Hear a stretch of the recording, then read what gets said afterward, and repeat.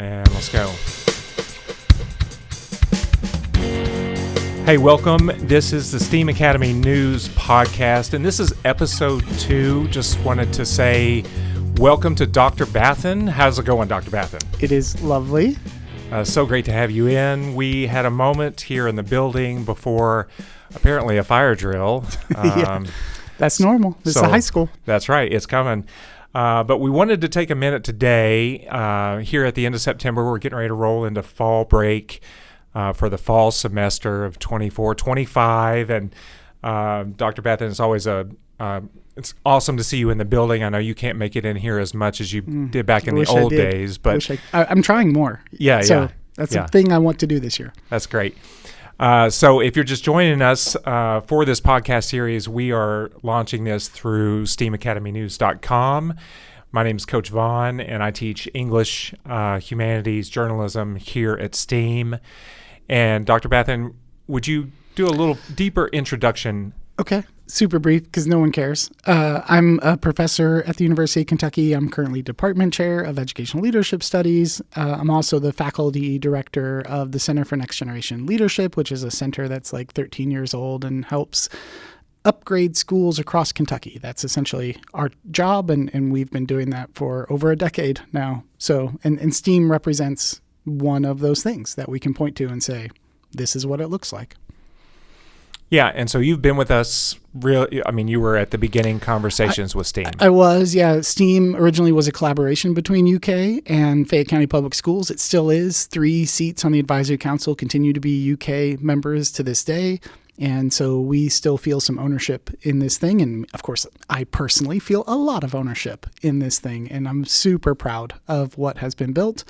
So my role in the early days was to help do something different because the original mission of the school was to offer an alternative version of high school to what exists in the district currently. And so what UK really helped to do, and myself personally, was figure out what different means. Like, where are we going to be as a school? And that was a lot of work with administration. So I was in the building all the time over on 6th Street. Most of the time when I was in the building, I was working with administration there to help shape a version of school that we sort of collectively could be proud of, and that we at UK could point to and say, like, this is sort of a version of the high school of the future that we want to see. That's what our center takes on. And why we partnered in the first place. There's a lot of sort of data that I could point to. I won't bore all of you with. I think in society generally, we probably have a sense of the version of school that we know is the version that has largely not changed for 50, 70 years. Now, we've done other things along the way. We've done some good things. We've integrated schools. 50, 75 years ago, schools were not integrated, so that's a real positive. And we have also implemented some things we might regret, like the amount of testing that we pushed into schools.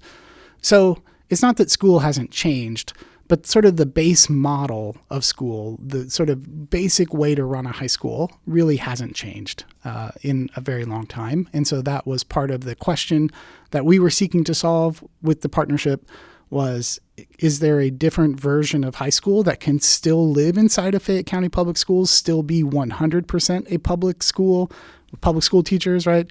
But is there a version of that might be closer to what we think fits in the modern digital, global, crazy world we live in? Sure. Starting a new school is a serious undertaking on so many levels. One of the things that we encountered at STEAM is realizing early on that we need to communicate who we are, like our identity just within our community. Right. And so very early on, it was who exactly is STEAM? What do they do over there? And we would get constant various versions of that. Oh, I've heard that's a new smart school opening. Oh, I've heard, you know. So lots of phrasing is out there, but STEAM as an acronym Yeah. Science, technology, engineering, arts, and math Yes. was the anchor kind of when we began. Can you talk about the iterations that have occurred there, and more specifically, where are we now? Sure. So those letters were chosen by a former superintendent who sort of got the ball rolling, and then largely stepped away from it because he's a superintendent and doesn't have time to like manage the daily affairs. So the choice of those letters was not one that anyone sort of that helped STEAM grow made. But there they are. We got to make sense of those letters. To the external world, I do think it still continues to mean a lot of different things, but I think it was really important internally that we try to make sense of what that can mean for us. One of the things I feel like we learned immediately was middle schoolers don't know that they want to be engineers. And so, and many middle schoolers, turns out, don't want to be engineers, but their parents still sent them to STEAM. And so we needed a definition of this thing that could be pretty broad and let a lot of the kids that were coming to us, we have a lot of artistic kids at STEAM, right? Where that A letter sort of plays in. We just have a real mix of kids, and I think our mix is like super representative of Lexington as a whole and society in general. And so you need a base model of school that can do all the jobs. Not exclusively only the engineering job. Or do you remember the time when parents got on us about like, we don't want M to mean math, we want M to mean medical. We want you to be a medical school. Which was, right. That happened. I don't know if you remember that or not, but there was like 6 months where the parents were really honest to be a medical school. So we needed a sense of it. So I think that really was something that I spent a lot of time, like a lot, thinking about what the heck is going on in these letters. And internally to us, part of our sales pitch sometimes we would make to schools, but I think it was just more about us internally as a staff embracing a way to unify the letters. So here's how I made sense of it. Math is where I start because math is like a language, and it's sort of the language of the universe, right? So math is a language, and we need to sort of see it that way instead of seeing it as this sort of impossible thing that lives on its own. All right, math is a language. Science is a process of human understanding. Engineering is the application of those two things, the language of the universe and the process of human understanding, to practical things. Technology is the result, and art is what makes it all human and beautiful and something we want to interact with on a daily basis. So these letters were not different things. They were speaking to a single unified thing of how to make sense of the world. So by being able to unify those letters into that series of steps, math is a language of the universe, science is a process of human understanding, engineering is the application of those to practical things, technology is the result, and art is what makes it all beautiful. We could understand in that series of steps, where would we invest as a school to really do something different? One of the keys to unlocking it for us was really understanding it's the second of those steps. Science is a process of human understanding. Mm-hmm. That is critical. That's what we're doing here. Kids are in a process of human understanding, right? That's what the point of school is. So it really helped us see that science and learning were tightly related to each other. That makes sense to educators because we all sort of have this sense coming out of educator school, teacher prep, that like inquiry is something really important and that like inquiry-based learning is a really great way to do learning. Well, okay, so if we are saying science is a process of human understanding and inquiry lives at the root of science, that allows us to position inquiry as sort of this driver for the building. This can unify our approach to how we want to do teaching and learning, that we could all honestly feel on a given day, even if we're doing an art project or even if we're doing an English writing project, which might feel completely unrelated to engineering or medical, we're still doing STEM. We're still doing STEAM. We're embracing those letters. One last point on that. When you think about science, one thing that was really important was seeing science beyond just the hard sciences of biology, chemistry, and the things we think of normally. When you get to university over where we are at UK, we don't call it social studies, we call it social science. Yes. And so that whole space of social studies is also science. One of the crazy things we saw, and you as an English teacher, of course, when we turned our English teachers loose in the early days, including you, our English teachers pretty quickly became some of our best social studies teachers because they were actually, you and the rest of the team were implementing projects that were helping kids sort of do a bit of social science. And, there's various projects we can point to where like there was some social science going on behind this. So I think that sort of allowed us just to find that root of inquiry all over the building, and that has sort of stuck with us over these many years. And that's something like any school can find that same sort of driving place and follow that inquiry path to what is otherwise pretty good teaching and learning across all the disciplines. So that's the journey with those letters that I think it was important. It was probably like the third or fourth year when I feel like we wrestled those letters down to the ground and made them make sense for us. Right. The inquiry as a center point to whichever topic we are in, whatever classroom that we're in, we're seeing that as really a driver for kids. It's a motivator for kids, but we're seeing that makes me think of our STEAM habits here and our collaborative learning, our persistence in learning, and getting kids engaged in that learning process and igniting their interest, igniting their curiosity. That's what I'm doing all day long in the classroom, is trying to get that. And I like how you articulate the social sciences experience. I never really thought of it that way, right? Well, English is also a language. And so, we call them English teachers, which is a weird thing to call you. Sorry. But it's hard to teach a language, as any language teacher can tell you, because a lot of a language is grammar, and grammar is just terribly boring, difficult, hard stuff. Oh my gosh. Yeah, exactly. And I think at some point we gave up on trying to teach English through grammar many years ago. Some of the best ways to teach a language is use the language. And so you need to use the language on practical things, which also speaks to the engineering kind of part of what we're doing.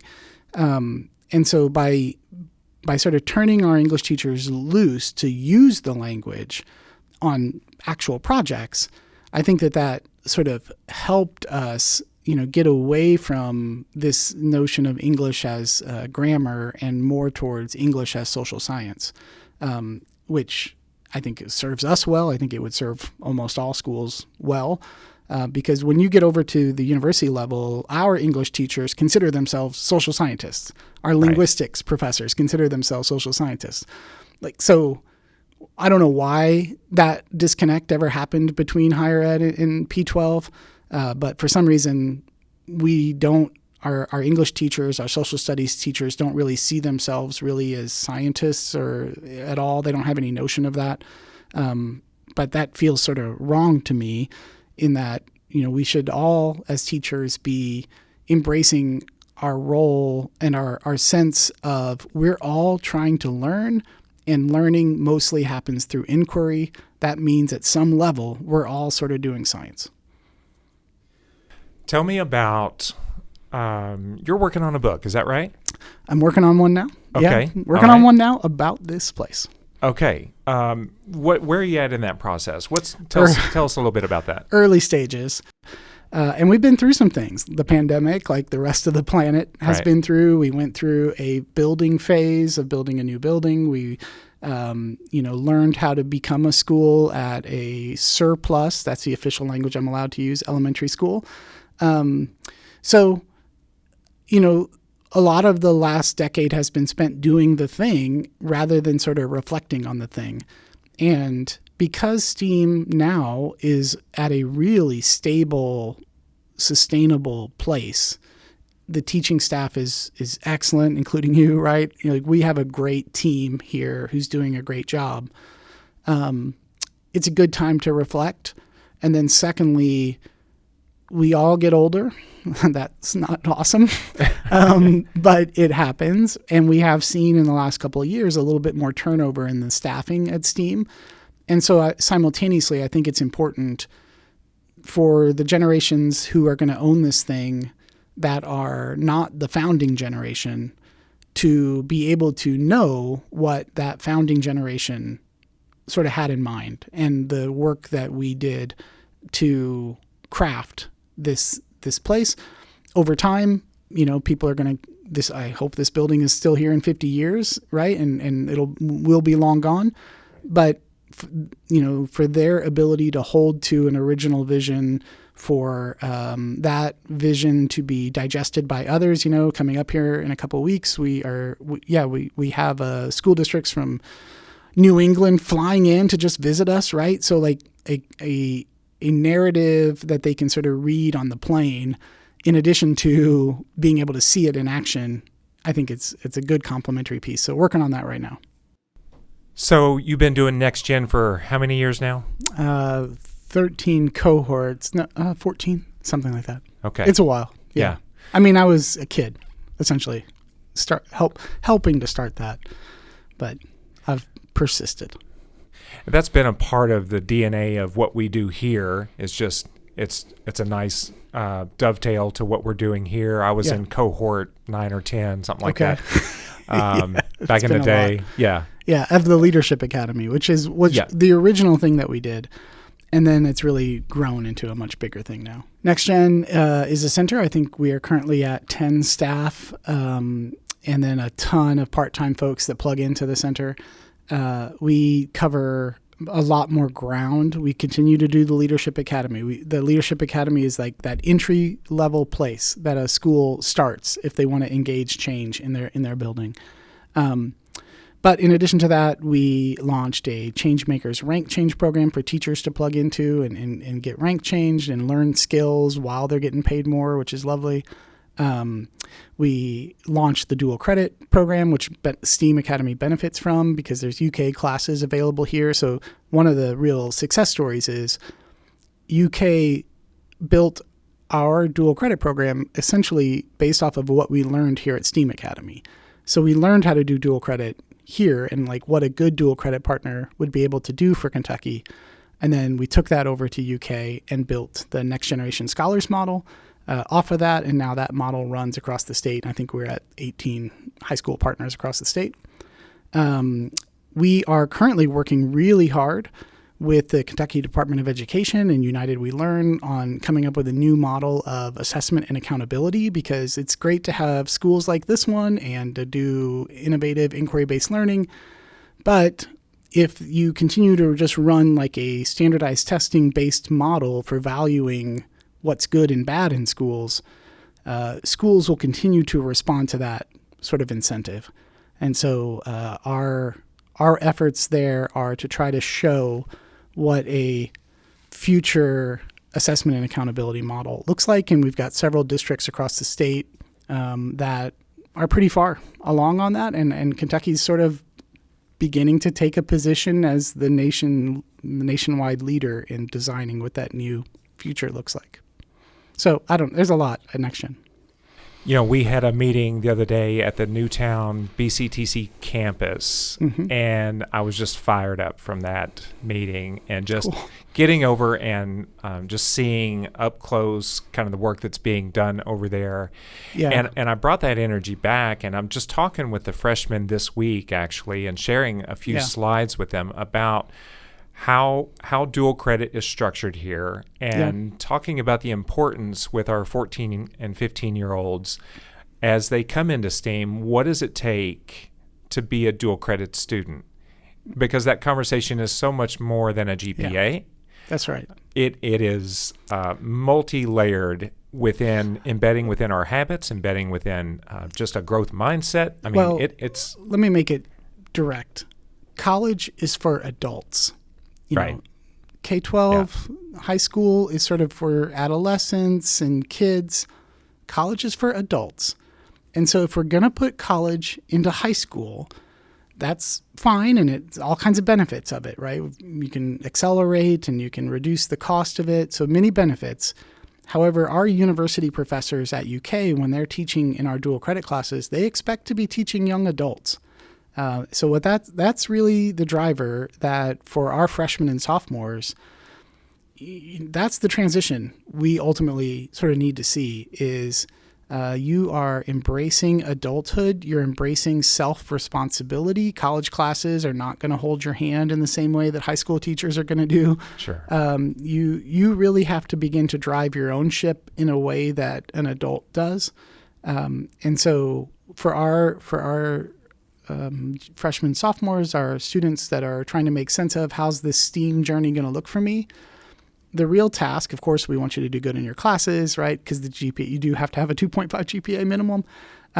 So you have to do well in your classes. But most importantly, this is a period in your life where you're sort of learning how to take responsibility for my own journey. Because that's the expectation of college kids. My own son this is his first semester in college at BCTC. And he has impressed the heck out of me. I'm super proud of him. But the things that impress me are his ability to self-navigate. So like he had a bit of a financial problem that went wrong. And normally as a parent, like let me solve it for you. Sure. But he handled it on his own. And that's a college skill. Like that's the skills that we need kids to be developing here at STEAM. So that when we put them in dual credit classes and then they eventually go to college, they can handle things coming at them that are complex and they can just steer their own ship, right? You all want independence, earn it, prove it, and we'll give it to you. Justin, I'm going to put you on the hot seat. Through the lens of the next gen work that you've been doing and STEAM being an integral part of that growth and that experience, can you give us a report card? I mean, what are we doing well? Here? Where are we at? Oh, pretty far along. Honestly, like I think every school in a given day, there's ups and downs, right? There's a fire drill just happened here, and you're seeing the day-to-day. You're not seeing the long picture. I've got to see the long picture doing this work over a decade plus now. STEAM is doing a lot of things pretty well. Inquiry-based learning is working pretty well here. The social emotional connections with kids are working pretty well here. Advisory is going to there's never going to be a moment when we feel like we've mastered advisory. However, the fact that we keep trying is what success looks like. And so that's going well. Obviously, the college integration piece, I think, has gone really well. I think STEAM really shows what long-term sustainability of college integration looks like. The internship model that, it's not as ideal as probably we want it. It's still working pretty well. What you can see at STEAM, and I think this is the future of all high schools, is sort of a freshman, sophomore model and a junior, senior model. And I think that that's where this whole thing is going. I think almost all high schools are getting there. And you can see it now, even at a high school like Lafayette or other high schools here in town. The senior year is changing. We just sort of embraced that, got there sooner than others. But we were intentional around it. So I want to see the other high schools be intentional about what's that look like. So there's a lot of real positives that we can point to that have reached sustainability. Reaching sustainability is its own success that we should not take lightly, because there's a million different innovations that exist out there that get tried. Few of them succeed, and then even fewer sustain. And so for us as a school to have innovated, gone through multiple serious innovation cycles, and sort of reached a point of sustainability is a massive success. I'm super proud of you and everyone on the team for doing that work. Now, am I satisfied with sustainability? No. I think this school should embrace a research and development mission where our relationship with UK and just the kind of special place that we are, the special building that we have, this thing can continue to lead the way. But the only way that we can continue to lead the way is once in a while, we got to push ourselves back out of our comfort zone and we've got to try something crazy. Absolutely. It'll be wild. And we know what crazy feels like because there was years at Steam that were like, okay, it didn't work on a Tuesday. We changed the whole model on a Thursday. So, that kind of really wild innovation is probably not going to come back here. But we need to be pushing ourselves back out of our comfort zone every once in a while just to stay on the edge, just because the game of school is continuing to change. What we don't want to do is stagnate like I think a lot of the current education system really stagnated under the testing models. And, our high school became high school and everybody just ran normal high school. That's really, that's not how business world works. That's not how most of America works. And so, we need models of school that are pretty continuously trying something new. Some of it will work and some of it won't, but, we learn and adapt and keep growing. When's the book out? Oh, the STEAM Academy book. Well, we're going to call it Building.STEAM.